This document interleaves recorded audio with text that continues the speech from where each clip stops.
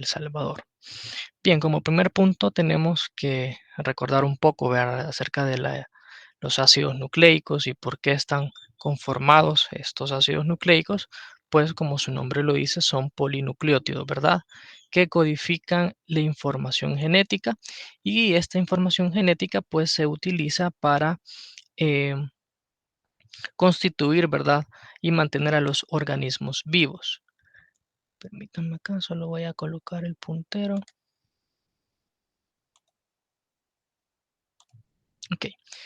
Eh, pues dentro de los ácidos nucleicos tenemos al DNA y al RNA, ¿verdad?, que es prácticamente el ácido desoxirribonucleico y el ácido ribonucleico, ¿verdad? Sabemos que estos ácidos nucleicos pues están conformados por nucleótidos, los cuales desempeñan una amplia variedad de funciones, ¿verdad? En el metabolismo, creo que se los mencionaron también en su clase anterior. Pueden actuar como señales químicas para sistemas celulares, en respuesta a estímulos hormonales, eh, u otros estímulos extracelulares. También puede ser componentes de cofactores enzimáticos o intermediarios metabólicos, ¿verdad? Eh, También pueden ser, por ejemplo, en el caso de lo que vamos a ver esta clase, pues los constituyentes, ¿verdad?, de los ácidos nucleicos, el DNA y el RNA, ¿verdad?, por sus siglas. Y también, pues estos son, sabemos que son los depositarios de los moleculares de la información genética. Entonces, tenemos que el DNA pues es prácticamente el plano que se usa para dirigir todos los procesos celulares, y es a partir del cual se inician, por así decirlo, ¿verdad? Las moléculas, en el caso del RNA, pueden tener múltiples funciones también, que vamos a ver más a detalle más adelante, pero ciertas de ellas son síntesis de polipéptidos, regulación de la expresión genética y protección contra ácidos nucleicos que provienen de otros virus, ¿verdad? Como sabemos, como recordamos, ¿verdad? Los nucleótidos como tal están conformados por tres componentes característicos, ¿verdad? Una base nitrogenada que contiene el nitrógeno, como su nombre lo dice, la pentosa y uno o más fosfatos, ¿verdad? Generalmente la molécula, cuando se encuentra como tal sin el grupo fosfato, pues ya ustedes vieron que se denomina nucleósido, y prácticamente las bases nitrogenadas pueden ser eh, pirimidínicas o purínicas, ¿verdad? Que esto ya lo vieron más a detalle en su clase anterior. Entonces, para hablar un poco de historia, tenemos que en la década de 1940, una serie de experimentos efectuados por científicos demostraron por primera vez que el DNA, un ácido nucleico, contiene la información genética. Posteriormente, a finales de la década de 1940, se establecieron como estructura, digamos, del ADN las bases purínicas y las bases pirimidínicas. ¿Cuáles son estas bases? Si ustedes se recuerdan, tenemos la adenina, la timina, la citosina, la guanina, que vamos a ver más adelante. Específicamente, Erwin Chargaff eh, aportó, ¿verdad?, sobre la equivalencia relativa en las cantidades de pares de bases en el DNA, y estableció una serie de conjunto de reglas, podemos decir, en las cuales él mencionaba que había la misma cantidad relativa, digamos, de pares de bases, por ejemplo, la misma cantidad de adenina y la misma cantidad de timina, y por otro lado, la misma cantidad de guanina y la misma cantidad de citosina en el caso del DNA. Entonces, se establecieron ciertas reglas a las cuales se les conoce como reglas de Chargaff. ¿Cuáles son estas reglas de Chargaff? Específicamente, estas reglas establecen que la composición en bases del DNA generalmente varía de una especie a otra. Es decir, no todas las especies, por ejemplo, los hongos, las bacterias, los virus, tienen la misma cantidad de base, ¿verdad? Puede variar en organismos, por ejemplo, nosotros somos eucariotas, los seres humanos, puede variar de acuerdo al número de bases, ¿verdad? Otra cosa que se estableció es que las muestras que se aislaron en ese entonces de DNA fueron de diferentes tejidos, ¿verdad?, de un mismo organismo, y se obtuvo que tenían la misma composición de bases. Es decir, diferentes tejidos del mismo organismo contenían la misma cantidad. Entonces podemos decir que no varía de acuerdo al tejido, sino que en un mismo organismo, independientemente del tipo de tejido del que se obtenga la muestra de DNA, pues se obtiene la misma composición en bases.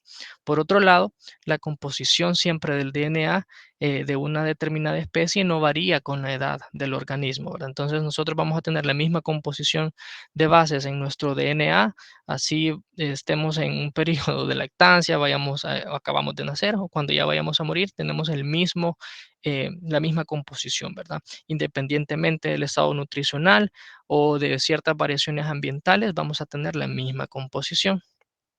Y por último, en todos los DNA celulares, pues el número de residuos, como les mencionaba, de adenosina, es igual al de residuos de timina y el de guanosina es igual al de citidina o citosina, ¿verdad? Entonces, esas son prácticamente las reglas que se conocen como reglas de Chargaff, que cuando estudió, digamos, esto de la estructura del DNA y de la composición del DNA, pues descubrió, ¿verdad? Algo importante de mencionar también es que estas relaciones, pues, que podemos decir cuantitativas en cuanto a las bases, ¿verdad? Fueron confirmadas posteriormente, porque en ese entonces era nada más una hipótesis, ¿verdad? Pero fueron confirmadas por muchos investigadores y generalmente encontramos que en 1953 dos personajes, quienes son James Watson y Francis Crick, se basaron en esa información que acumuló Chargaff para poder establecer o intentar deducir la estructura del DNA.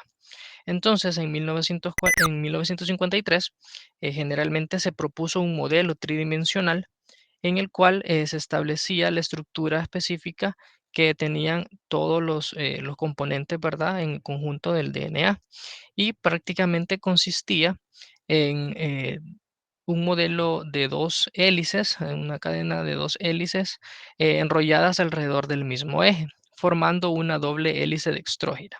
Y generalmente eh, vamos a ver acá que también se confirmó, ¿verdad? Como les mencionaba, que las bases, ¿verdad? Que se encontraban en el ADN y el ARN eran las que ya conocemos, ¿verdad? Adenina, guanina en el caso de las bases púricas del DNA y en el caso del RNA, pues tenemos que es generalmente la citosina y el uracilo, ¿verdad? Y por el otro lado, pues la timina, ¿verdad? Que forma parte también de las bases. Ahora bien, las pentosas, ¿cuáles son las pentosas? Si ustedes pueden ver acá, es una ribosa en el caso del RNA y una desoxirribosa, ¿verdad? En el caso del DNA. Y puede conformarse por ciertos grupos fosfatos, ya sea uno o dos grupos fosfatos, dependiendo en la composición, ¿verdad? De la estructura como tal del DNA. Ahora bien, hay ciertos conceptos básicos que son importantes de mencionar y de aclarar, ¿verdad? Por ejemplo, ¿qué es un gen? Es un segmento de DNA que contiene la información necesaria para la síntesis de un producto biológico funcional, ya sea una proteína o uno de los tipos específicos de RNA. También es importante saber que a la secuencia completa de bases del DNA en un organismo se le conoce como genoma, la secuencia completa, ¿verdad? Y prácticamente todo lo que se encarga, la disciplina que se encarga del estudio, de la investigación de la estructura de los genes y el procesamiento de esta información genética, pues es la biología molecular. Entonces, hablando un poco específicamente ya entrando de lleno al apartado del ácido desoxirribonucleico o DNA o ADN, como ustedes lo quieran llamar. Este está formado por dos cadenas polinucleotídicas enrolladas alrededor una de la otra, ¿verdad? Para formar esta hélice dextrógira, que se recuerdan que fue descubierto un modelo, que más adelante vamos a ver cómo es ese modelo, por Watson y Crick. Con frecuencia, a esta molécula se le denomina doble hélice y cada monómero nucleotídico del DNA está formado por una base nitrogenada, ya sea púrica o pirimidínica. Entonces, tenemos acá que específicamente el DNA pues tiene estas bases, las adenina, la timina, la guanina y la citosina, su grupo fosfato y su desoxirribosa, ¿verdad? Entonces, ¿qué podemos mencionar del DNA? Pues específicamente, eh, como ya lo mencioné, está formado por estas cadenas y la estructura como tal eh, responde al nombre de doble hélice. Cada monómero, en este caso del DNA nucleotídico, ¿verdad? Está formado por la base nitrogenada, que es esta, aquí digamos, va unido en el carbono en la base, que es cualquiera de estas. Y aparte de eso, también está la ribosa, en este caso la desoxirribosa y el fosfato. Entonces, los mononucleótidos podemos decir que están unidos mediante enlaces 3' 5' fosfodiéster, que son los que van conectados del grupo fosfato, podemos decir, a a la base, ¿verdad? Aquí en el caso del DNA. Entonces, vamos a ver más específicamente aquí en este esquema las características prácticamente estructurales. Entonces, tenemos aquí la base número uno, en este caso está la ribosa y el grupo fosfato. Entonces se une por el enlace 3' en el caso de la ribosa, de la desoxirribosa es 1, 2, 3' y en el carbono 5' por enlace fosfodiéster a la siguiente base. Entonces aquí podemos ver enlace 1, 2, 3', 4, 5' por enlace fosfodiéster a la siguiente base. Aquí está esquematizado también. Uniones 3', 5' de una base con otra. Entonces, como dice acá, los mononucleótidos están unidos mediante enlaces 3', 5' fosfodiéster y tiene una orientación característica que es antiparalela prácticamente de las dos cadenas nucleotídicas y esto permite la formación de estos mismos enlaces entre las bases y también los puentes de hidrógeno que le brindan cierta estabilidad a la estructura, ¿verdad? Prácticamente podemos decir que la estructura global del ADN se parece a una escalera en espiral, ¿verdad? Importante mencionar, ¿verdad? Que en este caso, recordemos, ¿verdad? Existen las dos clases de pares de bases. En el caso del DNA, la adenina, que es una purina, que se empareja con la timina, que es una pirimidina, y por el otro lado, la guanina, que también es una purina, que se empareja con la citosina, que es la otra pirimidina. Si ustedes pueden ver acá, bueno, tal vez no se logra ver en el esquema, pero em, aquí me podrían decir, pero aquí la adenina no está unida con la timina. Sí, lo que sucede es que eh, las bases, por así decirlo, de esta cadena se unen o se emparejan con la otra cadena que viene aquí a la par, digamos. Entonces, más adelante vamos a ver específicamente cómo se ve el esquema. Entonces, digamos que aquí fuera la otra cadena, entonces esta adenina sí se va a unir con la timina de la otra cadena, esta guanina con la citosina de la otra cadena y así sucesivamente, ¿verdad? Bien, siguiendo con las características estructurales del ADN, es importante mencionar que, digamos, el diámetro de la doble hélice prácticamente es de 2,37 nanómetros y se puede observar, ¿verdad? O se logró observar en fotografías por medio de eh, microscopio, ¿verdad? Em, Más adelante podemos ver que hay ciertos tipos de interacciones que van a favorecer a la estabilidad de la estructura del DNA. ¿Cuáles son esas interacciones? Primero tenemos que hay interacciones hidrofobas o hidrofóbicas, vea. Y prácticamente aquí podemos ver en el esquema que una nube de electrones del anillo de la base eh, generalmente entre las purinas y las pirimidinas es relativamente apolar. Entonces, el agrupamiento de todos estos componentes de las bases, en el caso de los nucleótidos, dentro de esta doble hélice es un factor que estabiliza a la macromolécula tridimensional. ¿Por qué? Porque disminuye sus interacciones con el agua. Entonces, esto aumenta la entropía global de la molécula. Entonces, las interacciones hidrófobas permiten que éste no pueda o se le dificulte más, digamos, la interacción con el agua, ¿verdad? También tenemos los enlaces de hidrógeno. Generalmente, estos que puedan observar los enlaces de hidrógeno, las pares de base están próximos, forman un conjunto de estos enlaces entre las pares de base de guanosina, citosina y por otro lado adenina y timina, ¿verdad? Este efecto, digamos como cremallera, podemos decir que es estabilizador de la estructura y acumula, ¿verdad? Todos estos enlaces de hidrógeno a lo largo de las dos cadenas, ¿verdad? También el apilamiento de bases, podemos decir que una vez que las cadenas de los polinucleótidos se unen entre sí mediante este emparejamiento de bases, esto logra que la estructura como tal o este emparejamiento, esta cremallera casi plana, estabilice la molécula por el mismo efecto acumulativo de las fuerzas débiles. ¿Vea? ¿Cuáles fuerzas débiles? Generalmente las de Van der Waals, que son generados por cambios, ¿verdad? En las conformaciones de las bases que se van apilando aquí. Entonces, eso es otra interacción que favorece la estabilidad de la estructura. La hidratación también, en el caso de algunas proteínas, ¿verdad? El agua puede estabilizar la estructura tridimensional de los ácidos nucleicos.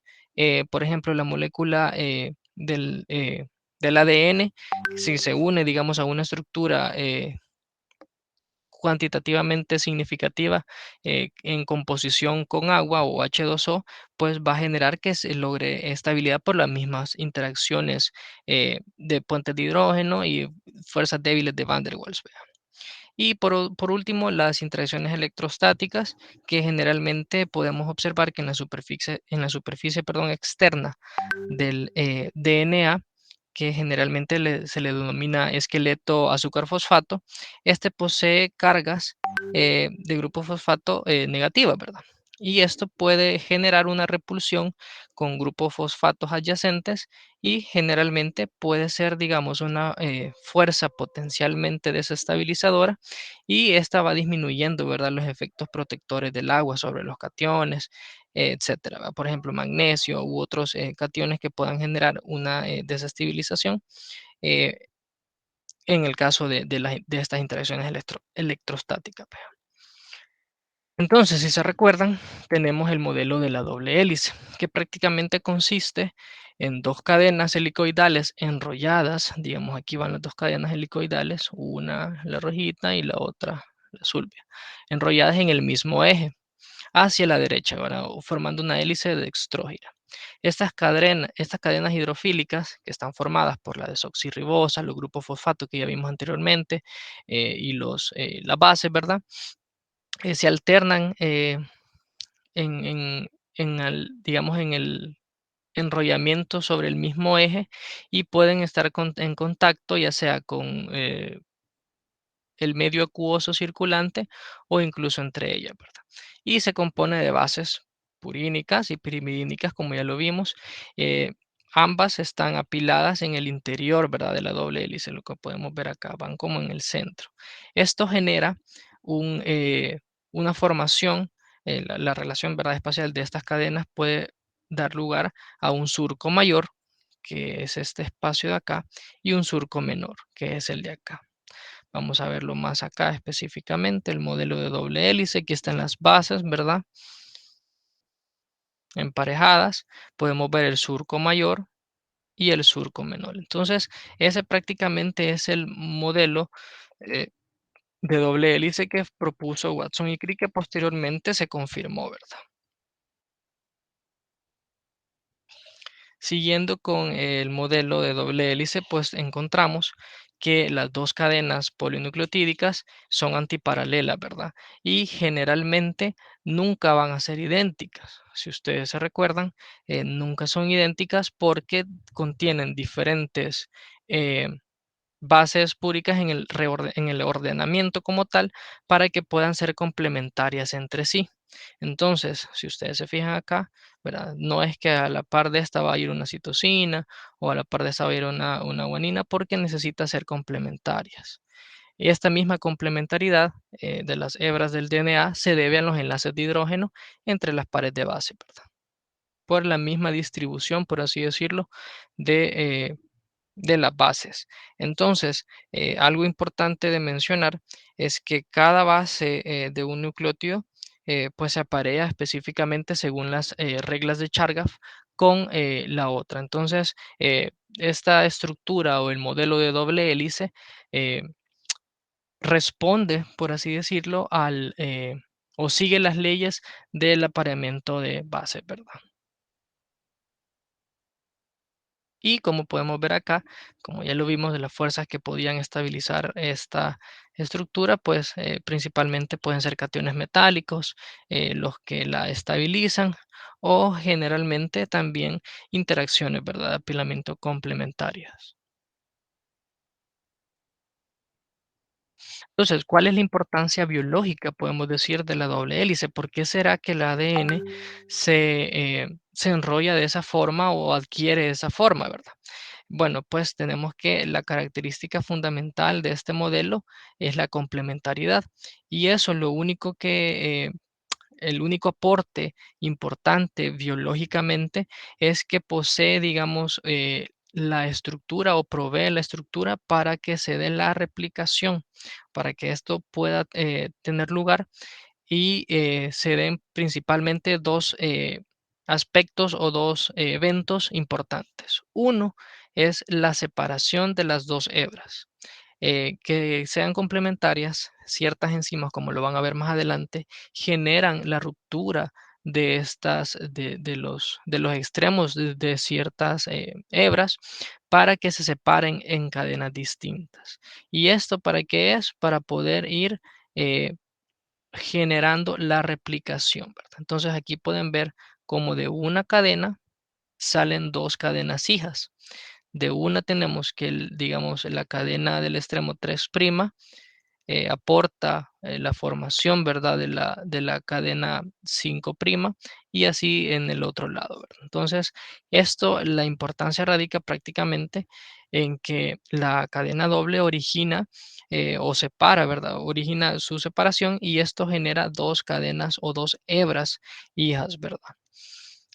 Cada hebra preexistente hace el molde para dirigir la síntesis de la hebra complementaria en el proceso que se conoce como replicación de ADN. Y pues hay enzimas específicas que participan en esta replicación, que son las polimerasas, pero también hay otras que participan, por ejemplo, en la separación de las hebras, como la helicasa, eh, las topoisomerasas, que es para estabilizar la estructura, que más adelante lo van a ver en la clase de replicación, ¿verdad? Entonces tenemos que el ADN también adquiere diferentes configuraciones y esto va a depender de, por ejemplo, el tipo de medio en el que se encuentra o si está, por ejemplo, interactuando con el agua o no, ¿verdad? Entonces tenemos que prácticamente la forma que fue descubierta por Watson y Crick es la forma del DNAB, que esa representa como tal la sal sódica, ¿verdad? Del DNA en condiciones de humedad elevada.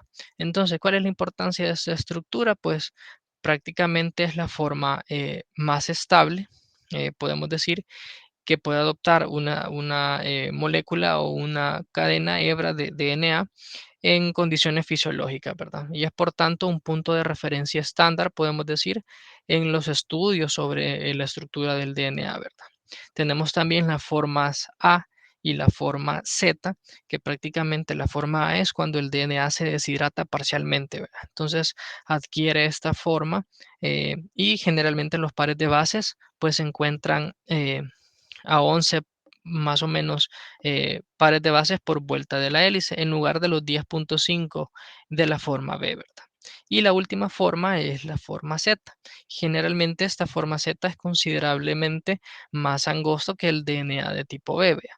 Aquí podemos ver esquematizado desde un punto por encima, ¿verdad? Un plano, digamos, sagital y el otro plano, ¿verdad? Entonces, aquí tenemos la forma A, la forma B, que si ustedes pueden ver es como la forma más estable, eh, de la cual se parte, ¿verdad?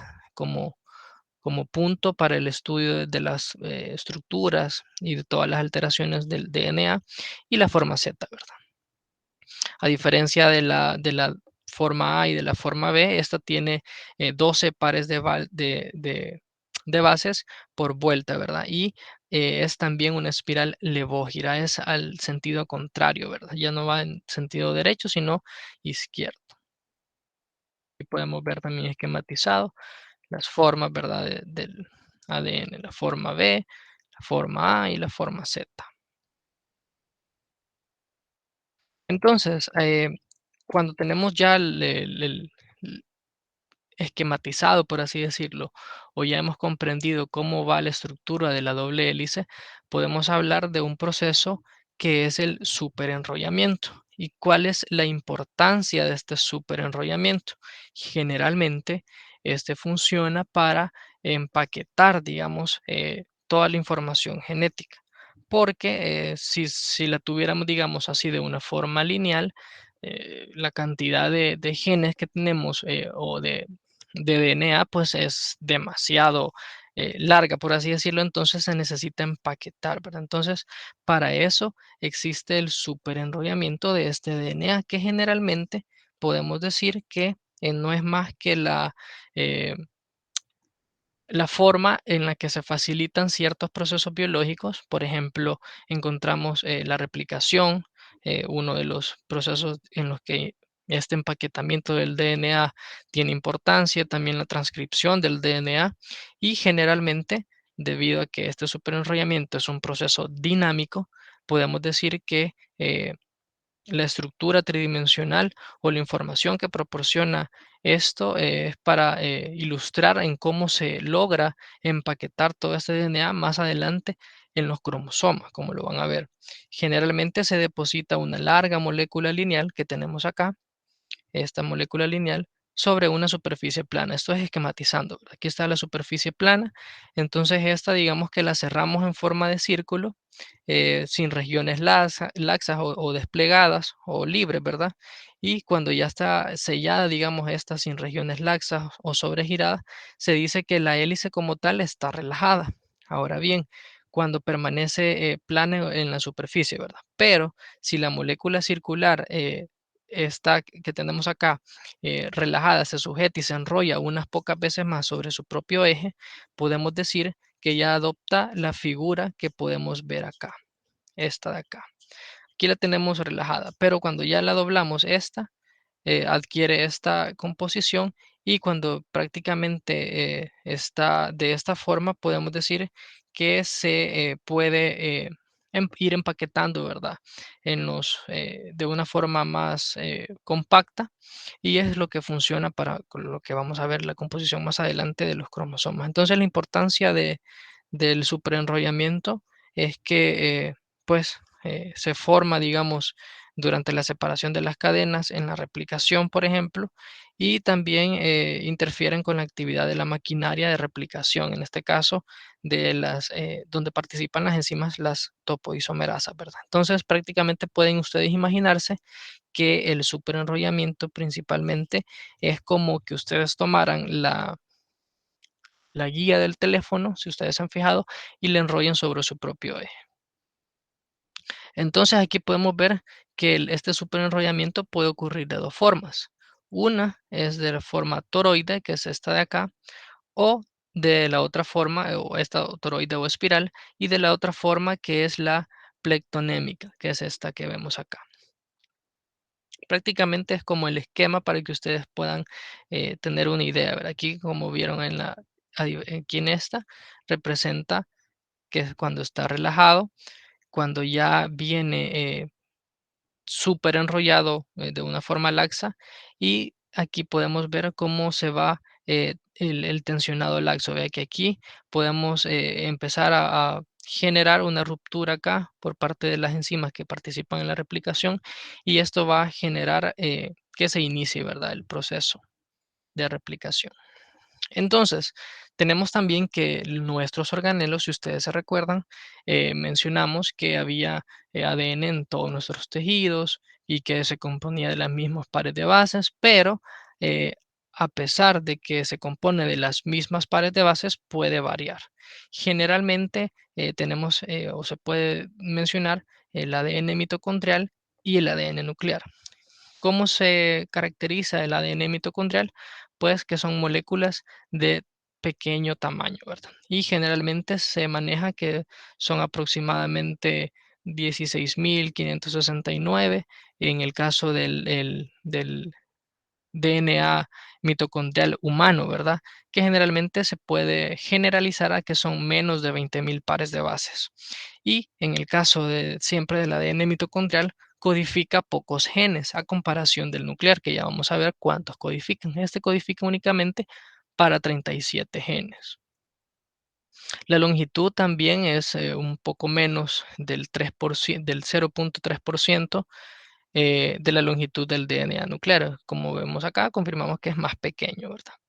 Y también es una doble cadena de ADN, perdón, que ADN, que hacen una molécula circular. Entonces los extremos generalmente están cerrados. Y en la inmensa mayoría de las proteínas que se encuentran en la mitocondria, eh, generalmente provienen, ¿verdad? O son productos de genes nucleares. Entonces tenemos por otro lado el ADN nuclear, ¿verdad? El ADN nuclear es una molécula de gran tamaño, si ustedes se fijan, a comparación de los 20.000 nucleótidos, perdón, 20.000 pares de bases que contenía el ADN mitocondrial. Acá tenemos 3.000 millones de nucleótidos o pares de bases. Entonces, varía bastante, ¿verdad? En el tamaño y también puede variar significativamente de unos organismos a otros. Por ejemplo, desde unos pocos millones de nucleótidos en algunos hongos hasta más de 100.000 millones en algunos anfibios, ¿verdad? Y también variando en nosotros como tal. Si ustedes se fijan en el ADN nuclear en los humanos, aproximadamente codifica entre 20.000 y 25.000 genes, a diferencia de los 37 que tenía el ADN mitocondrial, ¿verdad? Además, podemos mencionar que en el genoma nuclear hay muchas regiones que no dan lugar a genes, sino a regiones reguladoras o a otras que aún están en estudio, ¿verdad? Que no se han descubierto como tal para qué funcionan esas regiones. Muy probablemente a veces codifican para ciertas anomalías, para cáncer, para enfermedades. Entonces, son cosas que aún todavía, imagínense, están en estudio. Y generalmente, a diferencia del ADN mitocondrial que se encontraba de una forma circular con los extremos cerrados, acá el ADN nuclear es una cadena doble lineal, ¿verdad? Con los extremos abiertos. Entonces podemos establecer ciertas diferencias entre el ADN procariótico y el eucariótico también, ¿verdad? Prácticamente cuáles son las más importantes. La cantidad de cromosomas que hay en uno y en otro organismo, también las moléculas que hay de ADN, eh, la estructura como tal, ¿verdad? Las proteínas asociadas que tienen y también, por ejemplo, ciertas proteínas o compuestos que tienen, por ejemplo, las bacterias, que, por ejemplo, tienen un tipo de ADN extra cromosómico en el citoplasma, que son los que se conocen como plásmidos, que estos, por ejemplo, son los que transmiten, ¿verdad? La, eh, la capacidad de adquirir, por ejemplo, en el caso de la resistencia bacteriana, cuando estos plásmidos son los que van generando esta resistencia y lo van adquiriendo a otras bacterias para que puedan modificar su ADN y así también adquirir esa resistencia, ¿verdad? Entonces pasamos al otro ácido nucleico. ¿Se recuerdan? Teníamos dos ácidos nucleicos, específicamente uno con desoxirribosa y uno con una ribosa. Entonces, el que se compone por la ribosa, que es el ácido ribonucleico o ARN, podemos decir que además de sus funciones, ¿verdad? Bien conocidas en la participación de síntesis de proteínas, también estas son moléculas con mucha versatilidad que realizan bastantes funciones que antes se consideraban exclusivas, digamos, del ADN, pero sin embargo, cuando ya fueron estudiando un poco más este ácido nucleico, se dieron cuenta que participaba eh, en muchos otros procesos también importantes, igual que el ADN. Entonces, ¿cuáles son ejemplos de estos procesos? Pues puede ser la expresión o la regulación de la expresión génica, la diferenciación celular, la catálisis también. Tiene ciertas propiedades funcionales, ¿verdad? Este RNA que prácticamente se debe a su estructura. Y la estructura generalmente primaria de estos polirribonucleótidos, pues es similar a la de su contraparte en el caso del DNA, pero existen algunas diferencias. ¿Cuáles son estas diferencias? Primero, la presencia del grupo eh, podemos decir 2' hidroxilo de la ribosa, hace al RNA más reactivo. Entonces, como tenemos que el azúcar del RNA es una ribosa en lugar de la desoxirribosa, esta presencia del grupo hidroxilo, gracias a la presencia de la ribosa, hace que el RNA sea más reactivo, ¿verdad?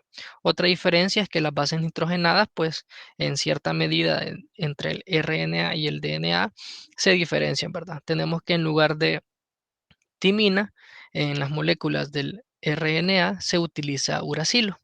Además, las bases de algunas moléculas del RNA son modificadas por diversas enzimas. Entonces pueden sufrir, por ejemplo, metilación, puedes sufrir desaminación y otros procesos importantes que van a modificar estas bases, ¿verdad?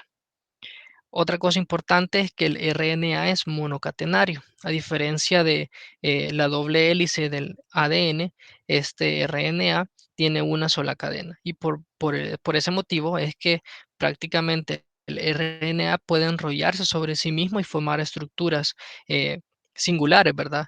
Y bastante complejas en algunas ocasiones. Digamos, la formación de estas estructuras puede determinar el emparejamiento de las bases complementarias en las secuencias específicas del ácido ribonucleico, ¿verdad? También el apilamiento de bases, interacciones entre las regiones, cuando hay doble cadena, etcétera.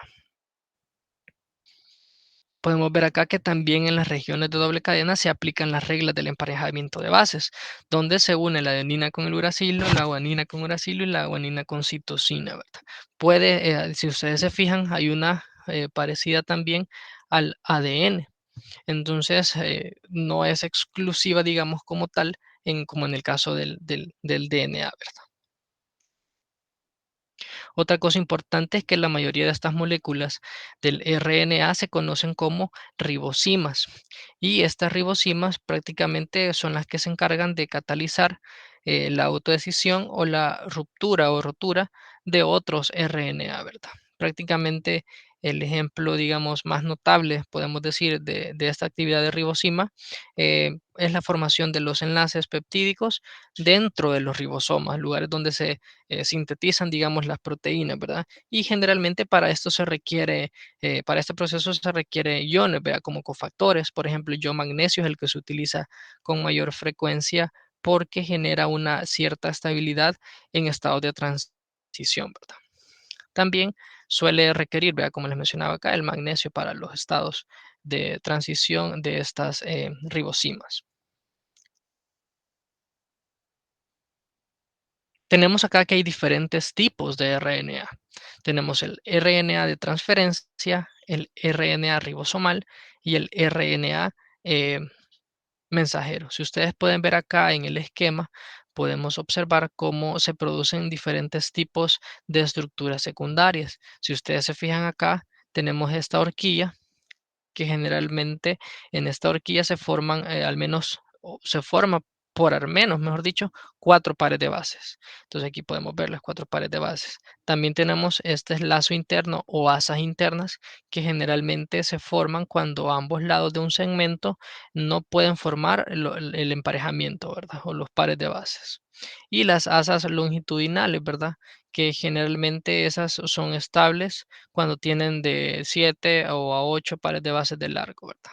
Aquí digamos que sigue de aquí para acá en recto, que son las asas longitudinales, ¿verdad? Entonces tenemos que el RNA de transferencia principalmente transporta los aminoácidos eh, para los ribosomas y que estos aminoácidos se ensamblen para la formación de proteína, ¿verdad?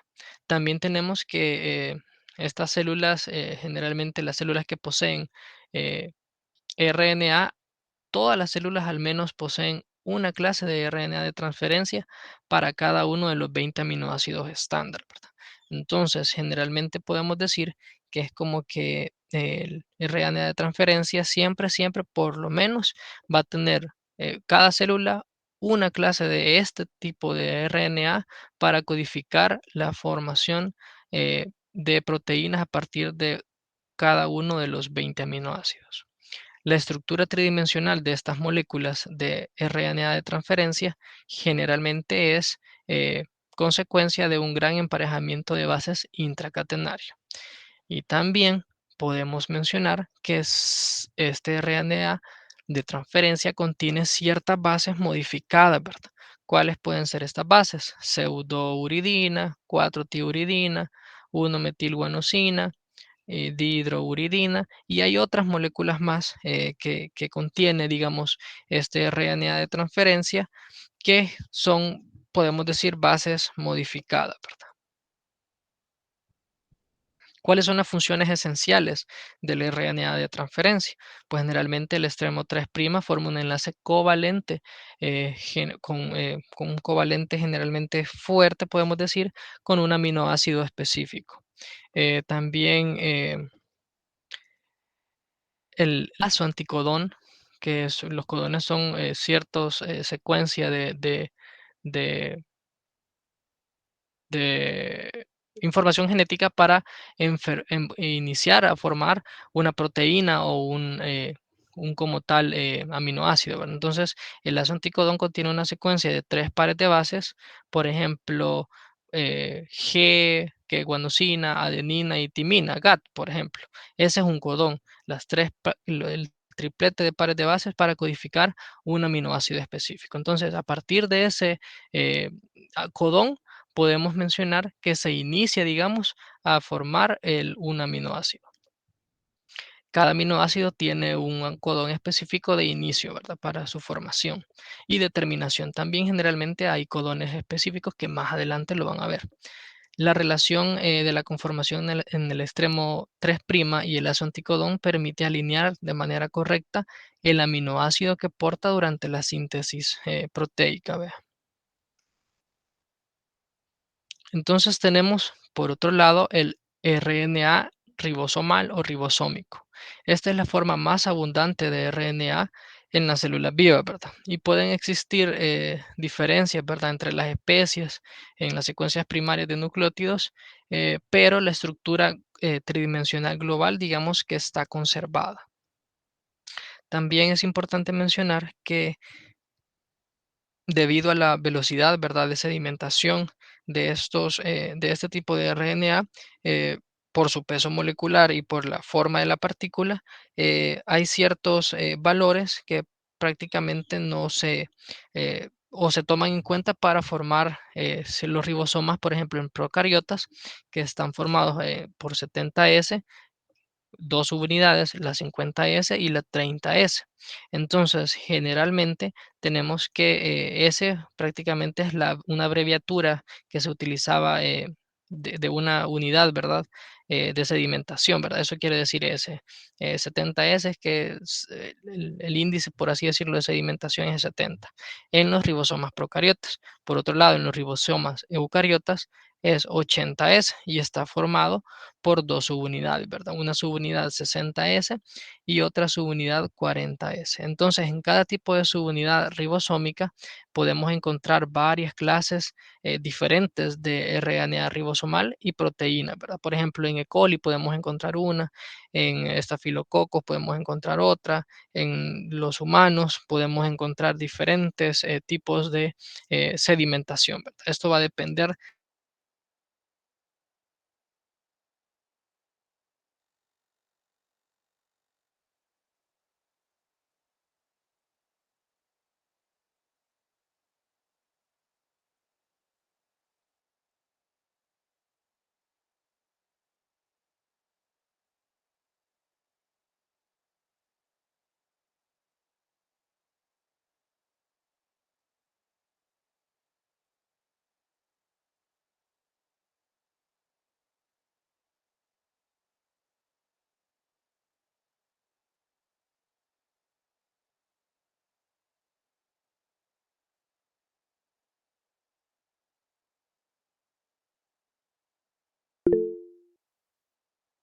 Doctor, creo que apagó su micro.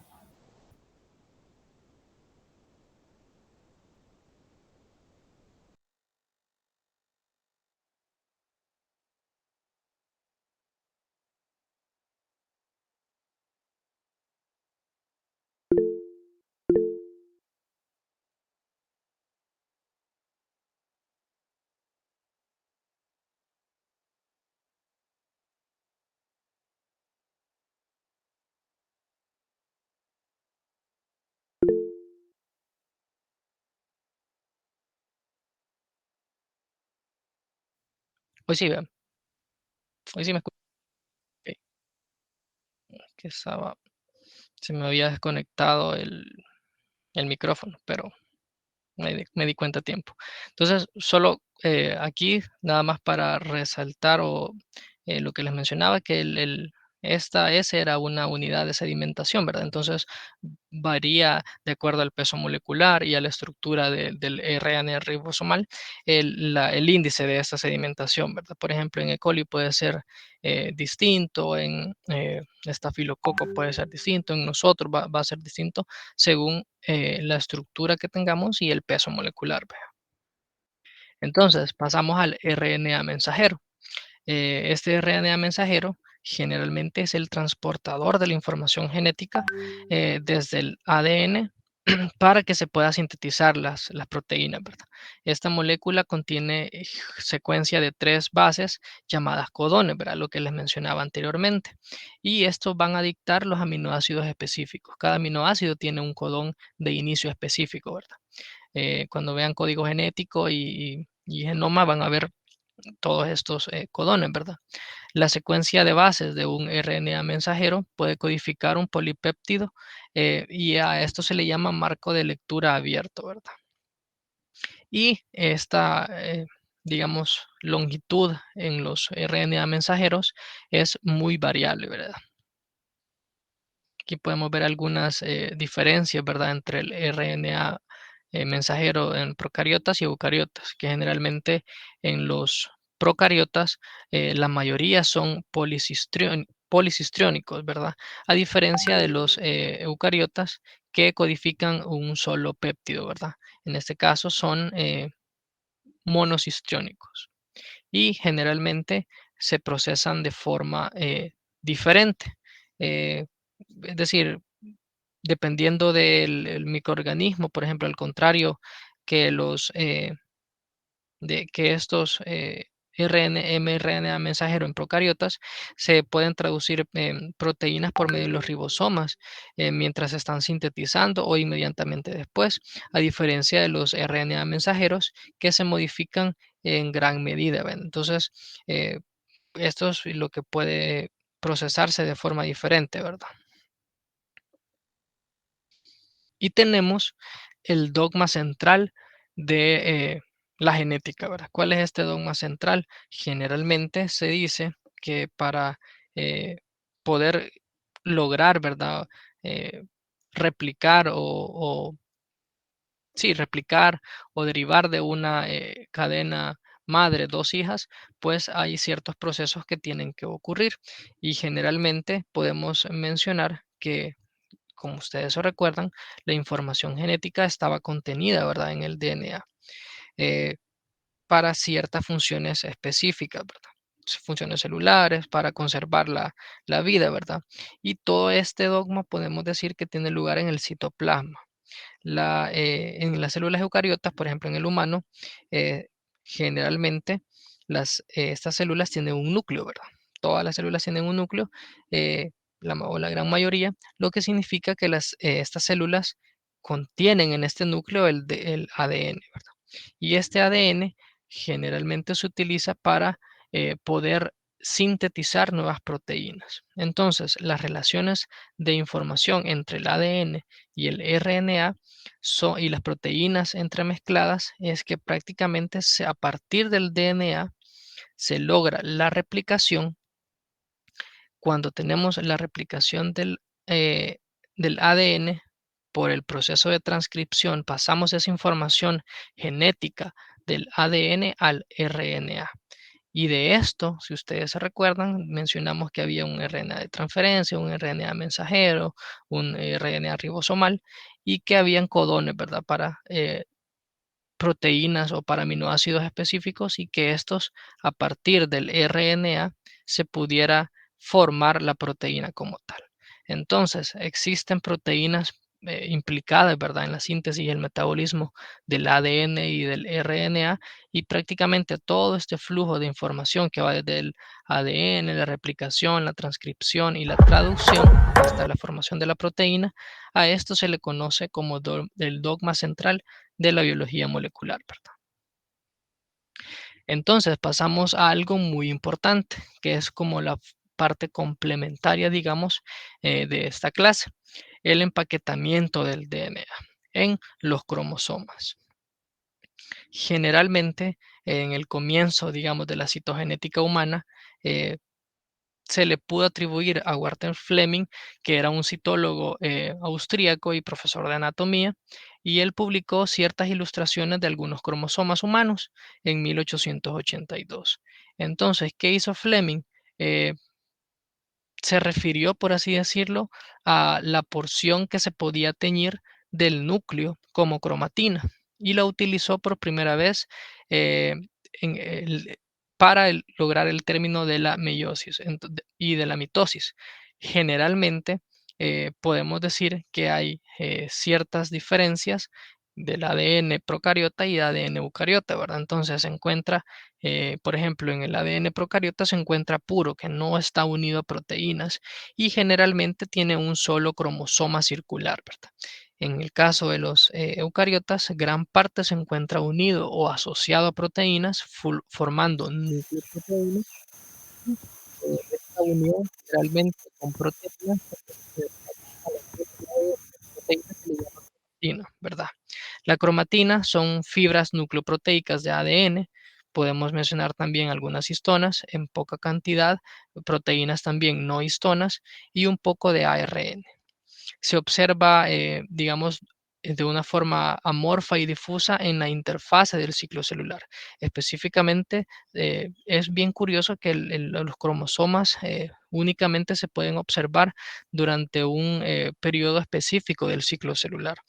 Entonces es durante la interfase, ¿verdad? Generalmente eh, durante y próxima a la mitosis es que se dispone en cromosomas esta cromatina, ¿verdad?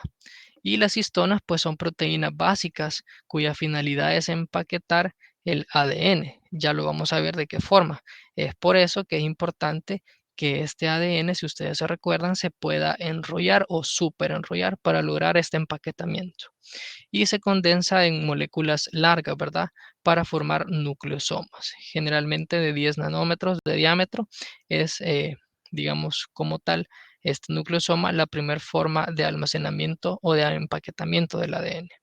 Y aquí vemos el término nucleosoma, que son asociaciones de proteínas llamadas histonas y ADN. Entonces, para que ustedes puedan entender un poco mejor, les traigo un esquema más adelante para que puedan ver las histonas y los nucleosomas. Entonces, en los cromosomas tenemos que es la molécula pues, de ácido nucleico actúa como depositaria de la información genética, generalmente, por ejemplo, en un virus, en una bacteria, en una célula eucariota o en un organelo, ¿verdad? Los cuerpos que están densamente coloreados y pueden observarse al microscopio óptico en los núcleos de cada célula eucariota son teñidos con colorantes durante la meiosis o mitosis, ¿verdad? El ciclo, la interfase específicamente.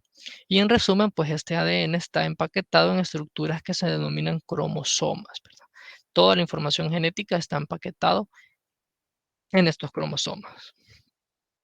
Entonces, hablando un poco del cromosoma eucariota, que de nuestros cromosomas, ¿verdad? Generalmente en el ser humano hay 23 pares de cromosomas con un total de 3, como ya les había mencionado, 3.000 millones de pares de bases. Cada cromosoma tiene una sola molécula de ADN lineal unido con un complejo de proteínas histonas y a esto se le conoce como cromatina. Las histonas, como les mencionaba, son un grupo de pequeñas proteínas básicas que se encuentran en todos los organismos eucariotas y se unen con el ADN para formar el nucleosoma. Entonces, prácticamente las histonas están unidas con el ADN y a este complejo se le llama nucleosoma.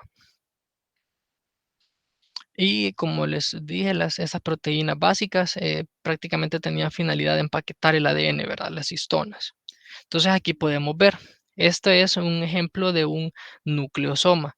Este que tenemos acá adentro, podemos mencionar que es una histona y lo que va enrollado alrededor de estas histonas es el ADN. Entonces a todo este complejo se le llama nucleosoma. Prácticamente el ADN está envuelto alrededor de la superficie de un cilindro proteico plano que consta de dos de cada una de las siguientes histonas, H2A, H2B, H3 y H5. Generalmente se encuentran 5 clases de histonas en los eucariotas, ¿verdad? Y la otra es la H1. Prácticamente podemos ver aquí el esquema del nucleosoma como tal. Y lo que les mencionaba, ¿verdad? Que existían 5 tipos de histonas y generalmente a la histona H1, que es la que tiene mayor cantidad, si ustedes pueden fijar, de aminoácidos, es la que enlaza, ¿verdad? Las demás histonas para formar este complejo cilíndrico. Estas histonas podemos mencionar que tienen características policatiónicas y que también tienen un alto contenido en lisina y en arginina, ¿verdad? Y la H1 pues es la responsable del elevado ordenamiento de la estructura de la cromatina.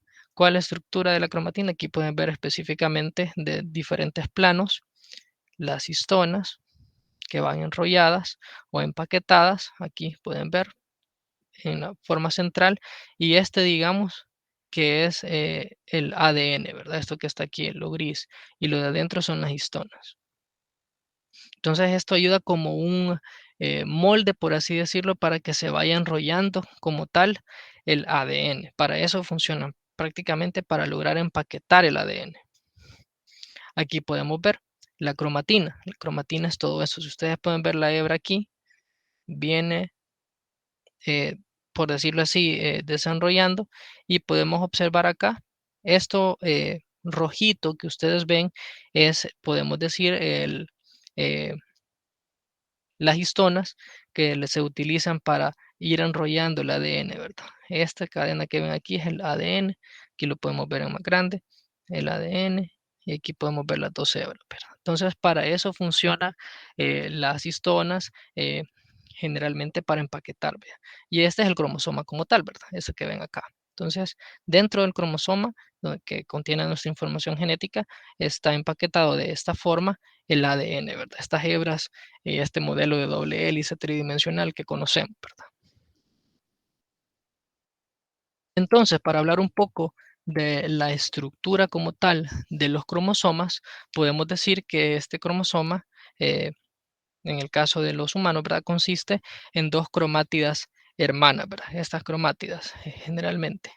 Y estas están compuestas, cada una de ellas, por una hélice de ADN, digamos acá, compartido, contraído, perdón, y compactado. Entonces tenemos el centrómero, tenemos los telómeros, que son los extremos del cromosoma, y las regiones organizadoras nucleolares, que prácticamente son las áreas funcionalmente diferenciadas de los cromosomas, ¿verdad?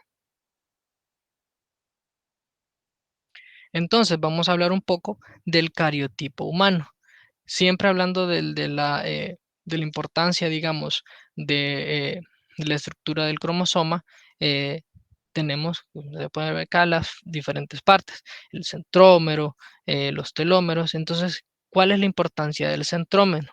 El centrómero prácticamente es una constricción visible, podemos decirlo, generalmente en los cromosomas metafásicos, donde las dos cromatidas hermanas, están unidas por este centrómero. Entonces, este centrómero es esencial para la supervivencia, digamos, de un cromosoma durante la división celular, porque la interacción con el uso mitótico durante la división celular prácticamente ocurre en la región centromérica. Y prácticamente estas fibras del uso mitótico son los elementos funcionales, por ejemplo, que separan las cromátidas hermanas durante la división celular. Entonces, ahí radica la importancia del centrómero. Generalmente podemos decir que en los cromosomas humanos, estos centrómeros se clasifican en función a la posición del centrómero en el cromosoma. Entonces, generalmente, dependiendo de dónde esté ubicado el centrómero, así se va a clasificar el cromosoma en los humanos, ¿verdad? Algo importante de mencionar también es que aunque digamos, el centrómero o el citocoro se encuentra en la región de este centrómero, no debe confundirse, que son cosas distintas el citocoro con el centrómero, ¿verdad? El centrómero prácticamente es el ADN en el sitio del uso de la fibra, ¿verdad? Y tenemos los telómeros, por otro lado, que generalmente son los extremos físicos, digamos, de los cromosomas, ¿verdad? Y estos actúan como tapas protectoras, por eso está aquí en diferente color, digamos, tapas protectoras para que no se pueda eh, desempaquetar, por así decirlo, o degradar el ADN. Entonces, generalmente las proteínas no histonas se van combinando con este ADN telomérico para proteger los extremos de los cromosomas de enzimas específicas que sirven para degradar, ¿verdad? El ADN, como las nucleasas, por ejemplo, eh, que se pueden ubicar dentro de la célula. ¿Ve? Entonces, estas regiones, estos telómeros, juegan un papel bastante importante también en la sinapsis durante la meiosis, ¿verdad? Entonces, siempre hablando de del cariotipo, ¿verdad? Humano, podemos mencionar que está conformado, ¿verdad? Por cromosomas condensados de una célula humana y generalmente el cariotipo como tal, vamos a decir que está conformado, pues, la célula humana por 23 pares de cromosomas, ¿verdad? Es decir, 46 cromosomas y generalmente si es, por ejemplo, el caso de un masculino, pues el cromosoma sexual eh, se tipifica como XY. Ambos cromosomas, vea, un cromosoma X y un cromosoma Y, entonces se determina que es masculino o 2X. ¿Verdad? Entonces, generalmente podemos decir que a estos autosomas se les asigna un número dependiendo del tamaño y también se les puede adquirir este tamaño de acuerdo a la ubicación del centrómero. Entonces, los 24 tipos de cromosomas, que son 22 autosomas, y los cromosomas X y Y, que forman los 24 pares como tal, pueden ser identificados individualmente mediante ciertas técnicas citogenéticas y moleculares de tinción, ¿verdad? Si ustedes se fijan acá, podemos ver que el centrómero prácticamente es un marcador con el que se divide o reconoce el cromosoma en dos brazos. Uno es el brazo corto o P de petit, vea, del francés que es pequeño, y el Q que es largo, ¿verdad? Brazo largo.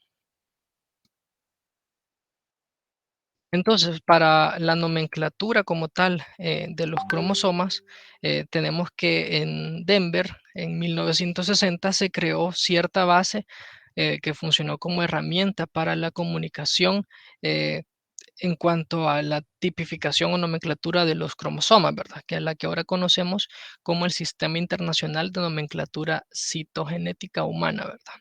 O por sus siglas ISCN.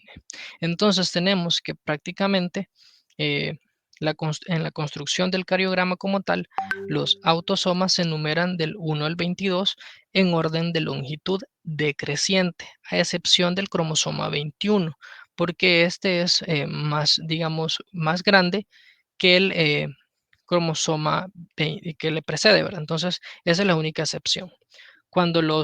Generalmente cuando los cromosomas se tiñen, mediante métodos que no producen bandas, se pueden organizar en 7 grupos que son fácilmente distinguibles, que van desde la A a la G. Grupo A, grupo B, grupo C, así sucesivamente hasta el grupo G, que son 7 grupos. Entonces, generalmente podemos decir que se utilizaron, digamos, estos parámetros para poder describir los cromosomas, ¿verdad? Aquí podemos ver el sistema de puntuación, ¿verdad? Cada símbolo, lo que significa, lo que denota, por ejemplo, tenemos acá eh, cuando es un guioncito o un signo de menos, que es como pérdida, ya sea de una región o de un gen específico, o ganancia, ¿verdad? Que tenemos un signo de más, un punto, que esto va prácticamente separando, ¿verdad? Las bandas y las regiones. También tenemos cuando hay un signo de multiplicación, que prácticamente quiere decir que hay múltiples copias del número de cromosomas en cierta región, ¿verdad? Y así podemos ver cada uno de los símbolos que denota específicamente algo para los cromosomas. Entonces, prácticamente podemos mencionar que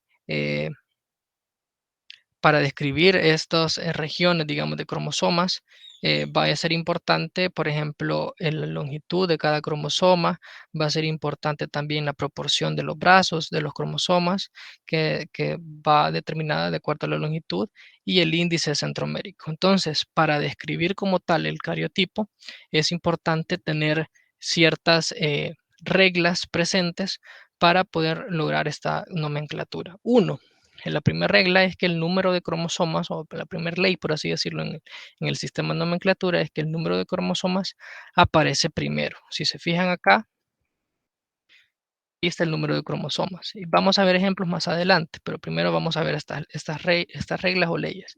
Entonces, tenemos que el número de cromosomas aparece primero, seguido del complemento como tal de los cromosomas sexuales y cualquier aberración, ¿verdad? Eso prácticamente es la primera regla. Vamos con la segunda. Las anomalías generalmente de los cromosomas sexuales van o se enumeran antes que las aberraciones autosómicas. Eso es bien importante. Este, si ustedes, bueno, ya vamos a ver los ejemplos más adelante y vamos a describirlo, ¿verdad? Completamente. Entonces, generalmente, si tenemos una anomalía sexual, esa va enumerada antes, ¿verdad? Que cualquier otra aberración autosómica, llámese esta de inserción, de lesión, eh, puede ser también inversión. eh, Hay muchas aberraciones que hay en, digamos, en alteraciones cromosómicas y que todas estas van a ir eh, precedidas en el caso que haya una anomalía cromosómica sexual, vea. Y como tal, vea, las anomalías autosómicas siguen a cualquier aberración de los cromosomas sexuales y se enumeran en el orden numérico independientemente del tipo de aberración. Las aberraciones numéricas se enumeran primero, seguidas de las aberraciones estructurales, es decir, si hay más cantidad de algún cromosoma o de algún gen como tal, si está duplicado, entonces estas se enumeran primero, ¿verdad? Y luego las que son estructurales. Podríamos mencionar acá, por ejemplo, que si tiene, por ejemplo, una trisomía en el cromosoma 8, pues esta va a aparecer antes de una traslocación que involucre el cromosoma 8 y el cromosoma 13, por ejemplo. ¿Por qué? Porque es una aberración numérica, trisomía. Usualmente son dos cromosomas. Entonces, cuando hay más de de la cantidad específica de cromosomas, estas van enumeradas antes. También se utilizan letras o tripletes para especificar cromosomas estructuralmente alterados.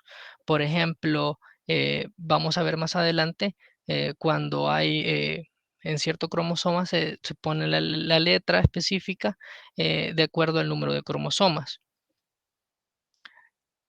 Otra ley importante es que los paréntesis se utilizan para identificar los cromosomas involucrados en una aberración específica y generalmente el primer par de paréntesis es para el cromosoma involucrado y el segundo conjunto de paréntesis es o indica, por ejemplo, la banda cromosómica exacta donde está la aberración para cada uno de los cromosomas que se han enumerado en el primer conjunto de paréntesis. Generalmente en ambos conjuntos de paréntesis, pues se utilizan puntos y comas para separar los cromosomas, ¿verdad? Múltiples o las bandas. Y si la aberración involucra un cromosoma sexual, siempre aparece primero, ¿verdad? De lo contrario, se va a especificar primero el autosoma con el número más bajo, ¿verdad? Pero, sin embargo, puede, digamos, haber una aberración que implique el reordenamiento, por ejemplo, de 3 rupturas, como el que se observa en el caso de las inserciones, por ejemplo. Eso sería como una excepción. Podemos ver acá, esquematizado un poco mejor. Si se fijan acá, aquí esto va indicando, digamos, una traslocación. Esto de acá, esta letrita.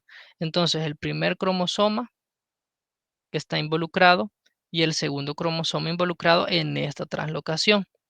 Y en la siguiente parte podemos ver que como les mencionaba, el segundo paréntesis describía la banda del cromosoma que estaba involucrada. Por ejemplo, aquí podemos ver que el cromosoma 9 en el brazo, si ustedes Q, que es el brazo largo, en la región 3, banda 4, subbanda 1 del cromosoma 9. Y en el caso, digamos, del cromosoma 22, tenemos que es el brazo siempre largo, ¿verdad? Del cromosoma 22, la región 1, la banda 1, subbanda 2. Aquí podemos ver. Y vamos a ver así como se, digamos, numeran, ¿verdad? O se compone la nomenclatura en los cariotipos, ¿verdad? Ustedes pueden ver acá como en este caso se utilizaron puntos acá, puntos y comas. Entonces dice acá, se utiliza punto y coma entre los cromosomas y los puntos de interrupción dentro del conjunto de paréntesis. Si dos o más cromosomas han sido alterados en un reordenamiento. Entonces aquí tenemos el reordenamiento. Si solo fuera en el cromosoma 9, aquí cerraríamos paréntesis, ¿verdad? A una rotura sospechosa en la interfaz de dos bandas se le debe asignar el número de banda más alto o el número más distal o alejado del centrómero, ¿verdad? Los diferentes clones o líneas celulares también pues están separados por una única línea inclinada, ¿verdad? La que nosotros conocemos como pleca. Y por otro lado, los corchetes generalmente se colocan después de la cadena del cariotipo para designar el número de células de cada línea celular o bien de cada clon. Entonces tenemos que en el número de cromosomas y su morfología, pues en la construcción del cariograma los autosomas se numeran del 1 al 22 en orden de longitud. ¿Por qué del 1 al 22? Porque recuerden que los otros generalmente son los sexuales, ¿verdad? X y Y. Entonces estos del 1 al 22 se enumeran en orden decreciente, es decir, el 1 es, digamos, va siendo de los cromosomas más grandes hasta finalizar en el 22. Cuando los cromosomas se tiñen mediante ciertos métodos que no producen bandas, se pueden organizar en los 7 grupos que les había mencionado. ¿Cuáles son esos 7 grupos? Son estos de acá. Grupo A, grupo B, grupo C, grupo D, y aquí podemos ver el número de cromosoma que está contenido en cada grupo y las características de este cromosoma de acuerdo a la ubicación de su centrómero. En este caso, tenemos que del grupo A son metacéntricos, el grupo B submetacéntricos grandes, el grupo C metacéntricos o metacéntricos medianos y así sucesivamente. Entonces, para ubicarlos mejor, aquí está. Los metacéntricos, submetacéntricos, acrocéntricos y telocéntricos, ¿verdad? Tenemos acá el cariotipo humano, de acuerdo cierto tipo de tinción, generalmente es la tinción G, y aquí podemos ver el cromosoma 1, como les digo, va enumerado en orden decreciente. 1, 2, 3, 4, 5 y va 6, 7, 8, 9, 10. Si se fijan acá, había una excepción que en el cromosoma 21 y 22. Si ustedes se fijan, generalmente eh, va en orden decreciente, pero aquí se puede ver más o menos que es un poco de mayor tamaño, ¿verdad? Entonces, esa es la única excepción.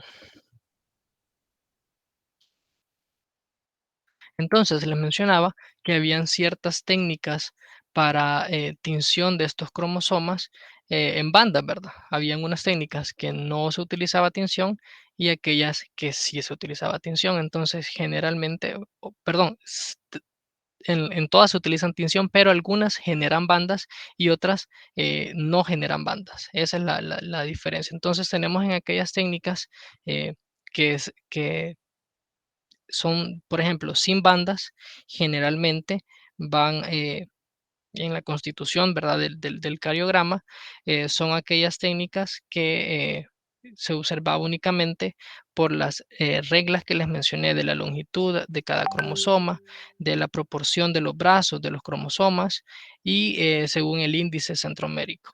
Y en las que sí se utilizaban tinciones que generaban bandas era para ver diferentes regiones, ¿verdad? Entonces tenemos que la banda de un cromosoma se define como la parte del cromosoma que se distingue claramente de sus segmentos adyacentes.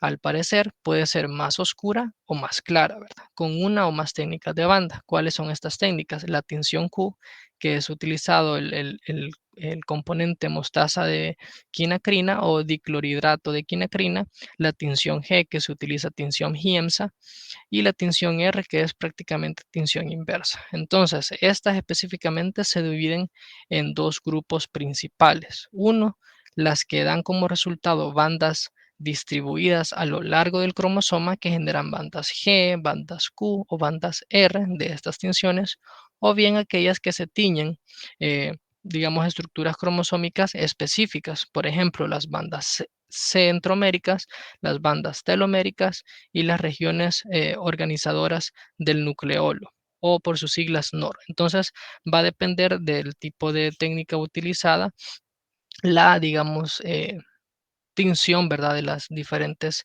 regiones.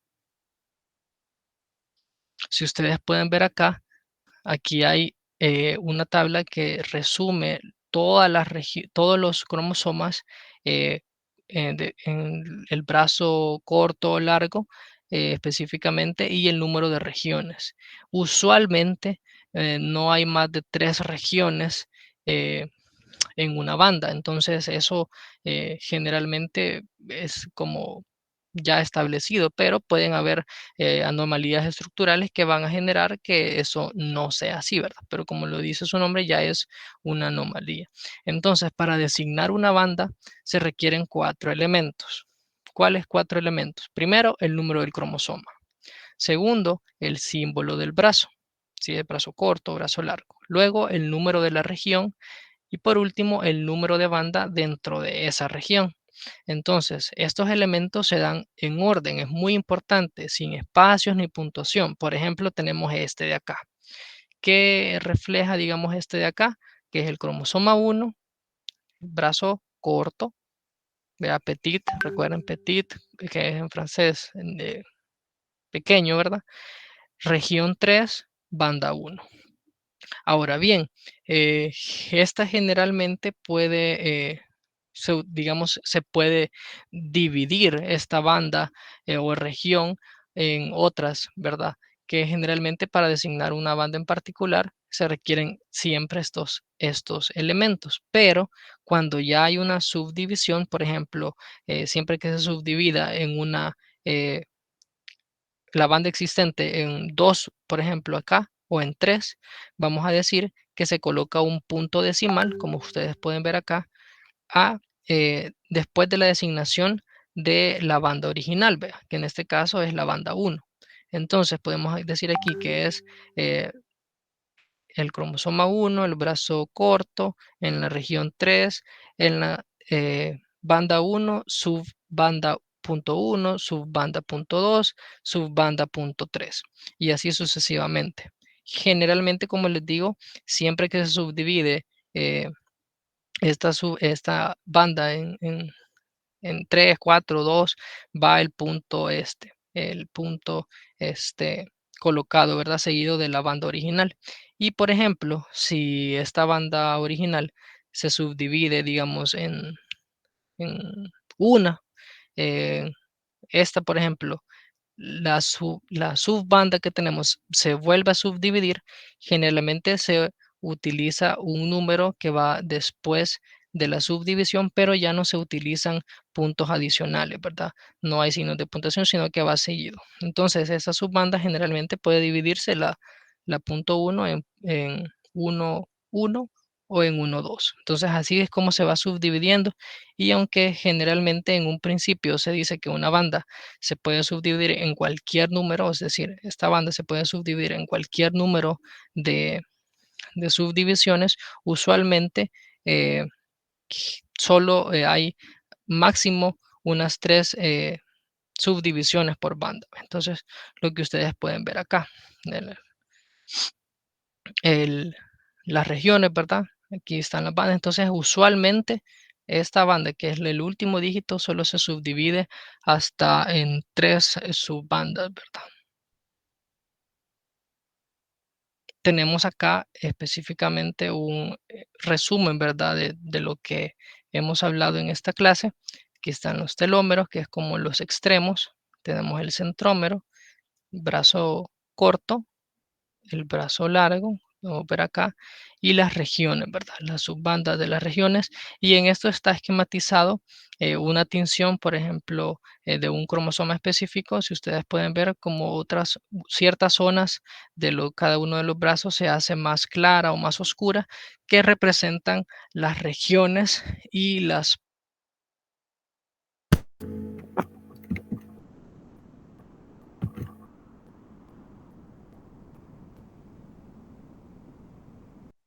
Permítanme que... Ok. Como les mencionaba, aquí podemos ver esquematizado, ¿verdad? Un resumen de toda la nomenclatura de los cromosomas, cómo está determinado, ¿verdad? Y las reglas específicas. Y para terminar, para ir ya concluyendo, podemos ver aquí dos ejemplos de cariotipos. Ahí vamos a ver representado, por ejemplo, en este caso, un cariotipo femenino que pues por los cromosomas sexuales, pues se trata de una mujer, ¿verdad? Con una inversión paracéntrica equilibrada. ¿Qué quiere decir eso? Una inversión que implica un solo brazo cromosómico. ¿Cuál brazo? El brazo largo del cromosoma 3, si se pueden ver acá. Siempre iba antes, si había una aberración, primero se ponía el número de cromosomas, luego el cariotipo sexual, ¿verdad? Luego, si había alguna aberración, que en este caso una inversión, y luego el cromosoma que se miraba implicado dentro de un paréntesis en esa aversión, ¿verdad? Generalmente podemos mencionar acá que pues una ruptura como tal se vio evidenciada en la banda 3, en la banda 2, perdón, del cromosoma 3 y la otra en la banda 2, siempre del cromosoma 3. Entonces, podemos ver aquí específicamente cómo se lee como tal el cariotipo y tenemos otro acá que ese se trata de un cariotipo masculino que muestra una translocación equilibrada entre el cromosoma X y el cromosoma 9, ¿verdad? Hay dos cromosomas involucrados. Prácticamente los puntos de interrupción de esta translocación son para el cromosoma 9, perdón, para el cromosoma X, podemos decir que es esta región de acá, por ejemplo, la banda 2, en la región 2 subdividida, si ustedes se recuerdan, aquí ponemos el punto decimal y se subdivide, y la otra está especificada en el del cromosoma 9 siempre en el brazo, si ustedes se fijan, a diferencia del brazo corto del cromosoma X, en el cromosoma 9 es el brazo largo, ¿verdad? Entonces así podemos ver eh, cómo se lee, digamos, o cómo es la nomenclatura de los cariotipos como tal. Y hay que tener en cuenta que el cromosoma sexual, si ustedes se fijan acá, normal como tal, está siempre escrito, si ustedes se fijan, antes de la aberración eh, del cromosoma X como tal, ¿verdad? Entonces, si se fijan acá, siempre va antes, si hay una aberración en los cromosomas sexuales y una aberración en los autosomas siempre va antes la del cromosoma sexual, ¿verdad? Y los puntos y comas aquí están presentes, ¿verdad? Que son prácticamente, van en juego con los paréntesis, ¿verdad? Como hay 2 cromosomas involucrados, punto y coma para separar, ¿verdad? 2 cromosomas aquí y saber respectivamente a qué cromosoma pertenece. Entonces, eso es lo importante, lo, digamos, denso de esta clase, la nomenclatura como tal y las características de los ácidos nucleicos, y las funciones importantes que tienen dentro del, digamos, del ciclo de vida, ¿verdad? Entonces, hasta aquí nos quedaríamos con la clase de este día. Muchas gracias, chicos, estudien, eh, cualquier Doctor, ¿cree que pone la diapo 51, porfa? permítame, ahorita voy.